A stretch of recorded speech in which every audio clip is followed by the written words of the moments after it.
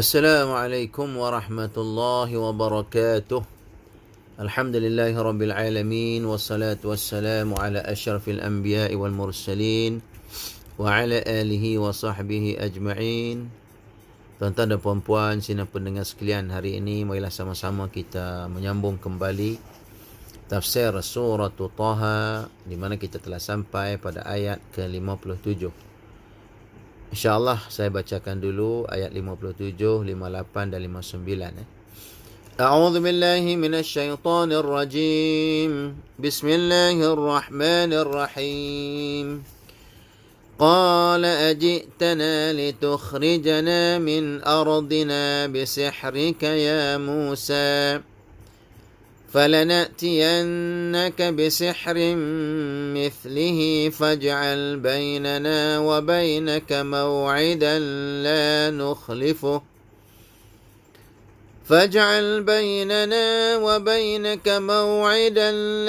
نخلفه نحن ولا أنت مكانا سوى قال موعدكم يوم الزينة وأن يحشر الناس ضحى قال موعدكم يوم الزينة وأن يحشر الناس ضحى صدق الله العظيم. Berkata Fir'aun, adakah kamu datang kepada kami untuk mengusir kami dari negeri kami ini dengan sihirmu, wahai Musa? Dan kami pun pasti akan mendatangkan pula kepadamu sihir semacam itu. Maka buatlah suatu waktu untuk pertemuan di antara kami dan kamu, yang kami tidak akan menyalahinya dan tidak pula kamu, di suatu tempat yang pertengahan letaknya. Berkata Musa, waktu untuk pertemuan kami dengan kamu itu ialah di hari raya, dan hendaklah dikumpulkan manusia pada waktu matahari sepenggalahan naik, iaitu waktu duha. Tuan-tuan dan puan-puan yang dirahmati Allah Subhanahu wa taala, dalam ayat ini Allah Subhanahu wa taala mengkhabarkan kepada kita tentang Fir'aun, di mana dia berkata kepada Musa ketika Musa memperlihatkan mukjizat yang besar kepadanya. Kata Fir'aun, ini adalah sihir yang engkau bawa untuk menarik hati kami dan menguasai umat manusia sehingga mereka mau mengikuti kamu, dan kamu pun menjadi lebih banyak, lebih kuat daripada kami. Hal itu tidak akan berhasil bagi kamu, kata Fir'aun, kerana sesungguhnya kami juga mempunyai sihir yang serupa dengan sihir kamu. Oleh kerana itu, janganlah sekali-kali kamu tertipu oleh apa yang kamu miliki. Ini kata-kata Fir'aun kepada Nabi Musa AS, kerana Fir'aun menganggap Musa akan mengambil tahta pemerintahan Fir'aun dan mengusir Fir'aun daripada negerinya. Padahal Nabi Musa hanya sekadar menyampaikan dakwah, bukan nak mengambil alih pemerintahan. Ya, Nabi Musa hanya sekadar untuk menyampaikan dakwah Islam kepada Fir'aun. Lalu Fir'aun mencabar Nabi Musa AS, ya, datangkanlah sihirmu. Faj'al bainana wa bainaka maw'idan, buatlah suatu waktu untuk pertemuan di antara kami dan kamu. Buatlah satu pertemuan antara kami dan kamu, yakni suatu hari di mana kita boleh bertemu, lalu kita menghadapi antara satu sama lain, sihir dengan sihir, ya, pada waktu yang tertentu. Maw'idan, ya, pada waktu yang tertentu. La nukhlifuhu, ya, pada waktu yang tertentu, yang tidak menyalahi. Tidak, yang kami tidak akan menyalahi dan kamu pun tidak akan menyalahi. La nukhlifuhu.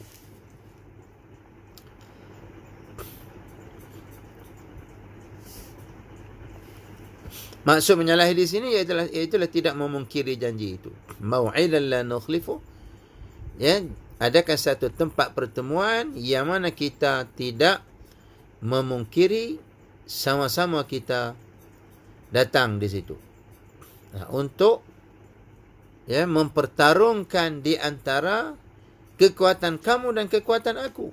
Jadi Firaun di sini telah berbangga dengan kemampuan, dengan kemampuan yang ada kepada dia, dengan kekuatan yang ada kepada dia. Tapi Firaun di sini menginginkan kepada keadilan. Wala anta makanan suwa, yang mana kita tidak memungkiri janji di satu tempat yang pertengahan.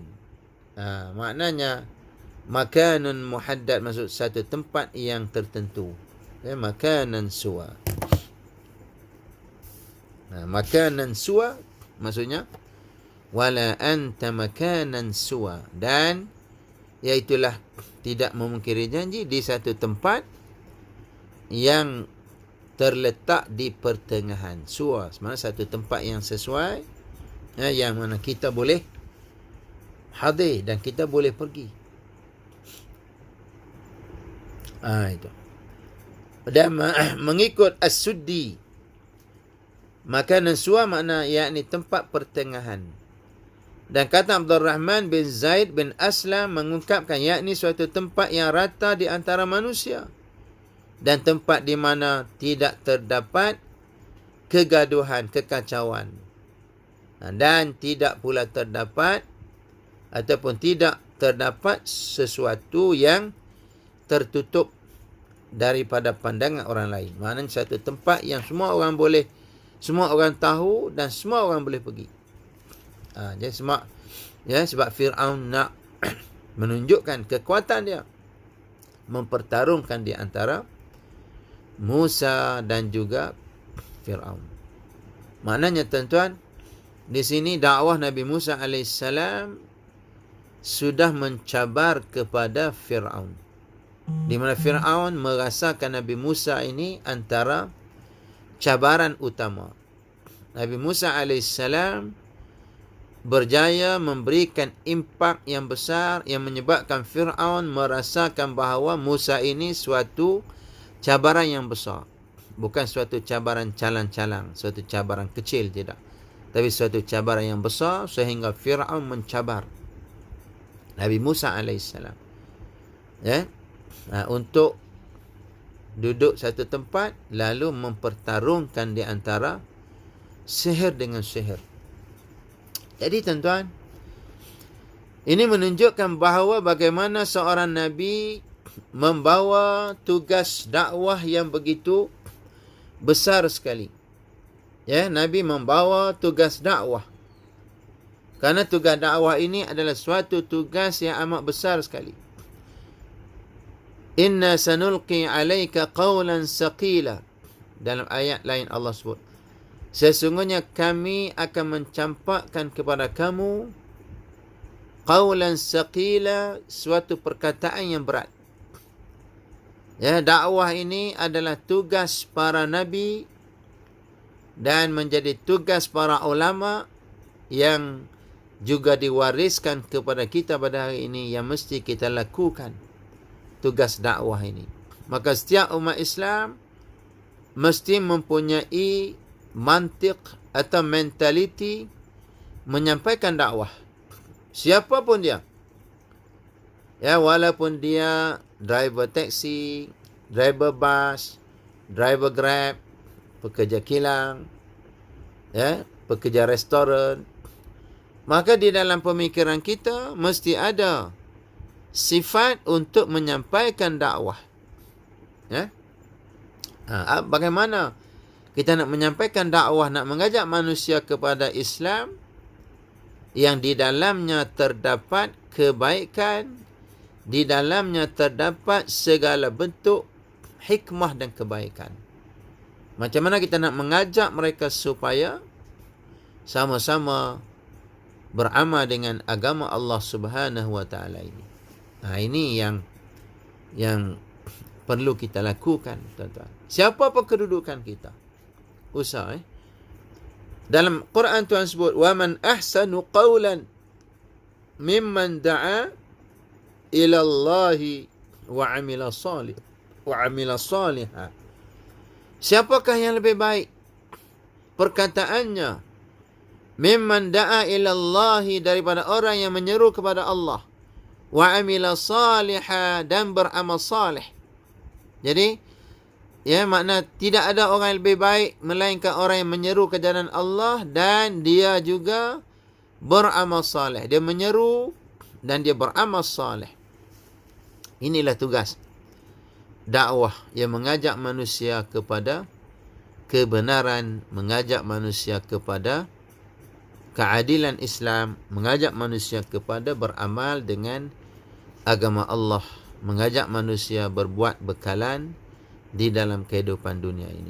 Maka Nabi Musa AS menyampaikan dakwah kepada Fir'aun, sehingga Fir'aun merasakan impak dakwah Nabi Musa ini bukan sesuatu yang kecil, sehingga Fir'aun mencabar Nabi Musa untuk berjumpa.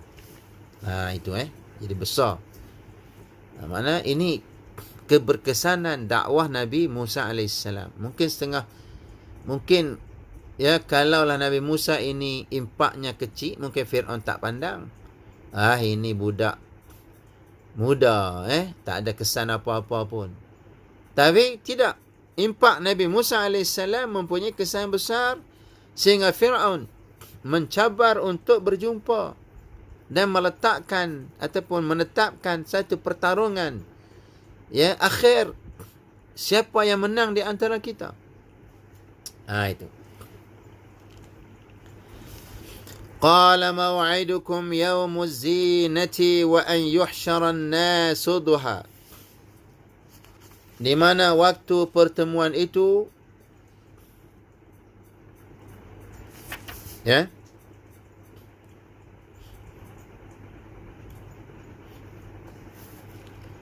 berkata kepada mereka, Nabi Musa berkata kepada mereka, qala maw'idukum yaumuz zinah, waktu untuk pertemuan kami dengan kamu itu ialah yaumuz zinah, maksudnya hari raya, yakni hari raya mereka dan hari libur mereka, iaitu hari percutian, hari perkumpulan,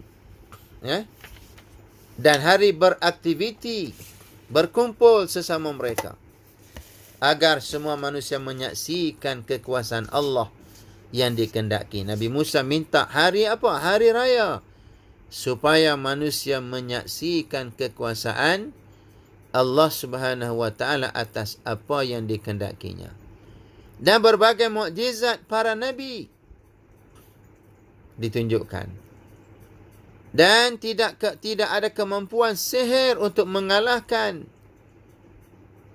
mukjizat yang dimiliki oleh Nabi. Nabi Musa nak tunjuk sihir tidak mampu mengalahkan mukjizat kenabian.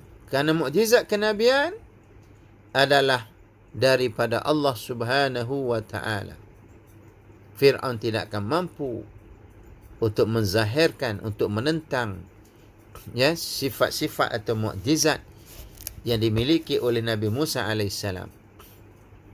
Oleh kerana itu, Nabi Musa berkata, wa an yuhsyaran nasu duha, hendaklah umat manusia dikumpulkan, yakni seluruh umat manusia dikumpulkan pada waktu duha, yakni waktu sepenggalan dia bagi. Mungkin waktu sepergalahan, orang kata naik segala, matahari segala, supaya tampak pertembungan itu lebih jelas, lebih nyata. Ini menunjukkan bahawa setiap urusan para nabi ini mesti dilihat dengan jelas dan nyata, tak ada sebarang yang tersembunyi. Oleh kerana itu Nabi Musa tak mengajak Firaun ya berlawan pada waktu malam hari. Ya, tengah malam ke, ya, tempat-tempat yang sunyi, yang orang tidak tahu, tidak. Nabi Musa mencabar, kita berjumpa siang hari, waktu duha, matahari sedang naik, ya, cahayanya terang di tempat yang tidak tersembunyi, yang semua orang boleh tengok. Supaya nak menzahirkan kekuasaan Allah Subhanahu Wa Taala melalui mukjizat Nabi Musa alaihissalam. Itu. Baik, tafsir Ibn Abbas mengatakan Yaumuz Zinah adalah hari Ashura.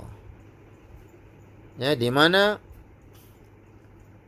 Ibnu Katsir pula mengatakan pada hari Ashura yang mana Allah membinasakan Firaun dan bala tenteranya, sebagai di dalam hadis sahih. Pada hari Ashura, kata Ibnu Katsir, adalah hari di mana Allah membinasakan Firaun dan bala tenteranya.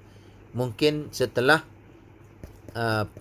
pertembungan inilah dimusnahkan Firaun itu. Maknanya dimusnahkan pada hari yang sama, dikejar Nabi Musa kepada Laut Merah dan berlakulah apa yang berlaku kepada Firaun. Jadi hari Ashura ialah hari 10 hari bulan Muharram. Dikatakan 10 hari bulan Muharram, hari Ashura pada masa itu, di mana manusia bertemu, berkumpul, ya, berseronok-seronok kan pada hari itu. Baik.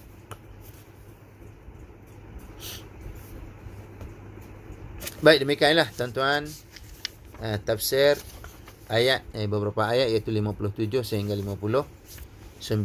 Mudah-mudahan dapat sama-sama kita mengambil manfaat dan juga mengambil iktibar daripada apa yang kita dengar. Kalau dari segi iktibarnya banyaklah. Mungkin yang pertamanya iaitu kewajipan kita untuk menyampaikan dakwah Islam kepada semua manusia, hatta termasuk orang yang mempunyai kekuasaan. Baik, yang kedua, perlu kita mempunyai keberanian di dalam menyampaikan dakwah tanpa mengira siapapun dia, walaupun dia pemimpin yang mempunyai kekuasaan yang hebat, yang besar, tetap dakwah disampaikan. Yang ketiga, sifat dakwah Islam itu ialah bersifat jelas, terang dan terbuka kepada umum. Ya, dakwah Islam ini bukan tersembunyi, ya, di rumah-rumah tertentu, bilik-bilik tertentu, tidak. Tapi sifat dakwah ini dia bersifat jelas, terang, semua orang boleh tengok, semua orang boleh pergi di siang hari yang terang benderang. Itu di antara iktibar yang boleh kita dapat. Wallahu a'lam bissawab. Assalamualaikum warahmatullahi wabarakatuh.